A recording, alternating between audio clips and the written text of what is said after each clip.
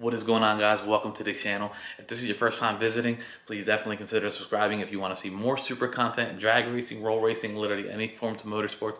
I love it all, and I want to bring that to you guys. So, and if not that, just the journey alone, I'm making a 900 plus horsepower street Supra is worth watching. So I'm going to show you guys the ins and out of everything that takes me to get the car to where I want it, and not only that, what failures I have along the way so you guys don't make the same mistake. Like me, for instance, I went with Fragola brake lines, and they were not the way to go because we had a brake line failure. So we're going to be switching that out today with my Powerhouse Racing ABS Delete Kit. Now, the reason we're deleting ABS is simply because I don't like the way it looks. It's not a daily driver. I don't drive the car in the rain, snow, none of that. So I don't need ABS. There are plenty of cars that come with no ABS. So I'm not one to knock somebody for deleting ABS, but there are a lot of people that are. So do what you want with that, and do your own research and what you feel comfortable with. In my opinion, the Supra is a car where the factory ABS system works so great that it's almost no reason to delete it other than aesthetics. Like, if you like the way it looks without it, then you delete it. If you don't care, then you keep it. The stock ABS in this car is truly a good ABS system. So for most people, it does not make sense to delete it. So if that's something you plan to do, definitely make sure you get a good brake line kit. Hard lines are preferred. Hard lines will be the better way to go, but I just don't want to do that just because engine is so close to the firewall. I don't want to deal with having to scratch up that paint or getting that line bent up behind the engine perfectly fine so that it'll tuck into all the little crevices and corners. So this is a Powerhouse Racing Kit, like I said earlier. This usually does not come with this line that goes to the line lock because this is just the ABS delete. So it doesn't come with the line lock. The line lock setup is an additional cost that you can add to it, but being that I had already had a line lock installed in this car over here, and I had my own lines running to it, I had to have them add those lines into it. So it's pretty much an ABS kit with the line lock, but without the Hurst line lock solenoid. So we got all the lines to go ahead and mock everything up, and this is what they look like. They also look much better because you see it has a nice curve coming right out of the master cylinder going right into that crimp, whereas the ones I have right here don't have a curve. It had to have a adapter fitting to swap it over to dash 3, and then it has this 90 that comes down at like a hard bend, not even a bend, a hard corner. So it doesn't look good. The other ones will look better, and they'll match throughout. They'll match from here to here, all the way down there, and all the way to the other caliper. So that's what we're going for. I should have done this a long time ago, but if you don't mind taking your own time to put the kit together yourself, then you can usually get a similar product for a decent amount less. So that's pretty much what I was going for, but I ended up kind of screwing myself on that. I'm gonna go ahead and get these zip ties off of this, get these lines broken loose, and we'll be able to pull these out and actually compare the crimps from those lines to these lines. So this is the part that's gonna kind of suck. Undoing these little 10mm bolts that are holding everything into the firewall. There's one right here, one back there, and one further over. So we're gonna go ahead and get these taken out. Once we have this taken out, we can pull the line all the way up. And there should be one left right here. Oh no, I'm that guy. I put all kinds of fasteners in this thing. So yeah, this is gonna be a little bit of a pain to get that one, but we're gonna get this off camera, undo that one, and I think I'm better off just slithering the line all the way through and pushing it down through that hole. That way we don't get any brake fluid on the engine bay, and we can keep her nice and clean. Okay, so we finally got all these bolts off and the one nut that was right there. So this line is ready for me to slide it through. Almost made it, almost there.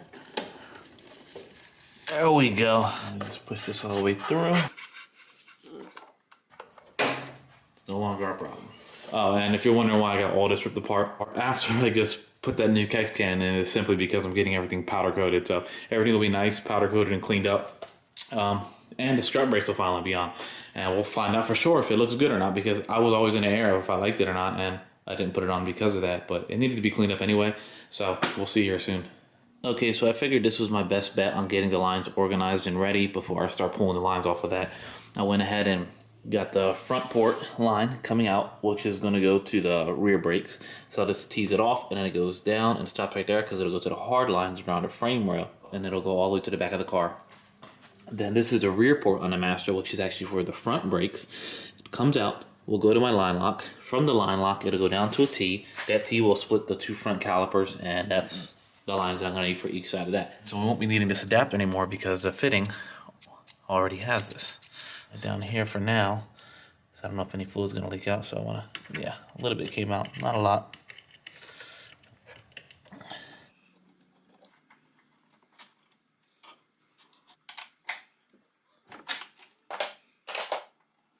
And I'm actually trying to avoid taking these off because those are sealed with Teflon and I don't really want to reseal those. There's one line. It's a little snug, but it reaches. So.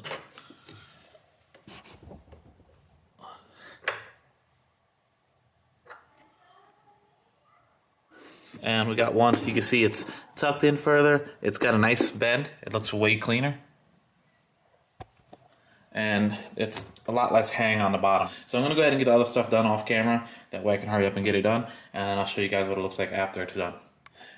All right, so we got the brake line ran. It's already in there. I don't got no light over here, but it's connected to the caliper. So this side's good, but let me show you this. This is what has me kind of messed up. Okay, this is just one that I cut to get it out because I didn't feel like pulling everything out to get it out. But look at that crimp. Okay, so it goes all the way around. You can see the line. And the line I'm talking about is right there. It goes all the way around. It's consistent. And it's got the other vertical lines, right? So this is another one of the Fragola fittings. It's the same as the one that came apart on me. If you look, the crimp starts right there. And then it goes away. There's no horizontal crimp on that, just the vertical ones. This one has it, I think, most of the way around. Let's see. Yeah, this one has it all the way around. This one doesn't. So this could have been the next one to come out. And here is the one that came apart on me. So the crimp is very light and everything else is still intact. So I could pull this out, slide this in there.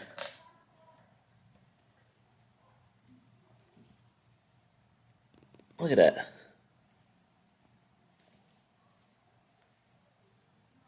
You see how snug that is? Like, can't even get it back out now.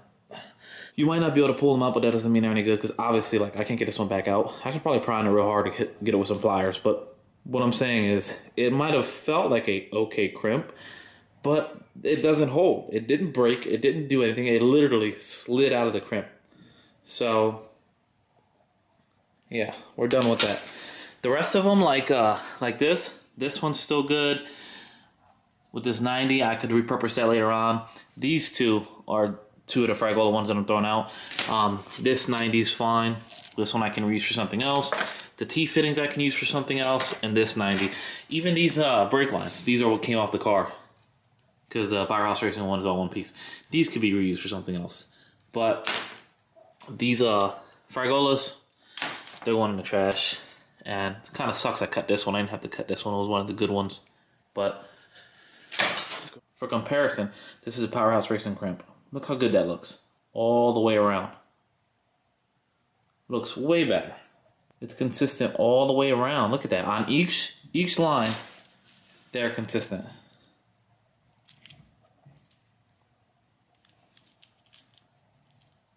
So, yeah, make sure, just, man, I don't want to bash a product again and again and again. But Jesus Christ.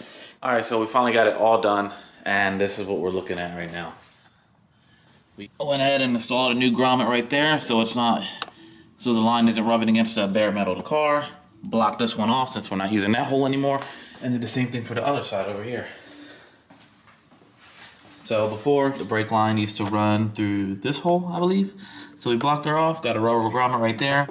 Got new hardware right here, and got that all nice and tucked away. And you can see right here, like I said, nice little grommet. It's kind of ugly, might have to undercoat this and clean this up. But yeah, we're all good to go. Got the line done, and I'm happy with it. The black blends in so much better. Also got a little sneak peek of what I'm doing with these catch can lines. This is the line I had before, and this is what I have now. You can see it's way thicker, and it's supposed to be a full flow hose end, but I bought it just because it looked cleaner. It didn't look like it went to that little tiny little hose, and if you look, this isn't really a 90. It's more like, I don't know, an 80, 85 or whatever. It's not a complete 90, and this one's actually shorter, like it's a tighter curve. So it flows better because of the size. It's a tighter curve, and it just looks a lot better. So did that on both sides. That'll keep this hose right here further away from this turbo housing, and then it'll also give me more room for the turbo blanket that I'm about to put on. So that'll work out better for me, I think, and look pretty good. I'm actually just waiting for my other straight to come in because we use the straights that were over here at the catch can right here. So this 90 is just this piece, And then this is my straight fitting threaded into it. So like I said, we gotta wait for one more straight to come in, swap this 90 out for a straight, and then we can just go ahead and hook the hose up right there to the catch can, and we're good to go. So hopefully we can get that done in the next week or so, but the brake lines are done. I'm happy with the way they look. We just got to go ahead and bleed it. So I got to get the back of the car up in the air so we can pump these brakes, bleed them, get some fluid through it, and we should be good to go from there. So I did talk to Ferocious Motorsports about the situation with the brake lines, and they said that they were going to contact Fragola to let them know. And they also said that they would see if Fragola would be able to do any kind of reimbursement for me. So we'll see what happens. I'll let you guys know if they do offer me any kind of refund or any reimbursement for the issue. I don't necessarily want replacement lines, especially since I have better equipment on the car right now anyway. But yeah, so that's good news that they're trying to do what's right so far, and we'll see how it plays out afterwards. So that means a lot. You know, customer service and what they do after a mistake is made means a lot. You know, sure, issues like this shouldn't happen, but when they do, you want to know that the company stands behind their product and makes it right. So that being said, I'm gonna wrap up this video. Please like, comment, subscribe, and let me know what you think. Take care, guys.